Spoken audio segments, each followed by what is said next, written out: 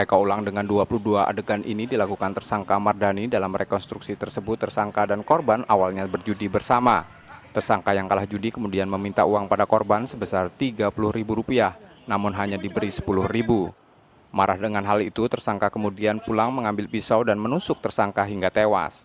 Dari lihat ya sama-sama bahwa memang korban saudara Abdul Haris alias Hafiz itu memang sedang main kartu ya,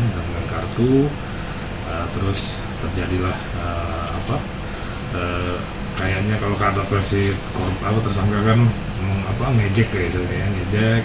Padahal awalnya tersangka cuma hanya minta uang lah, 20.000 atau berapa gitu, jadi dikasih cuma 10.000 kalau nggak salah sama korban. Hal itulah yang membuat panas dari emosi dari tersangka.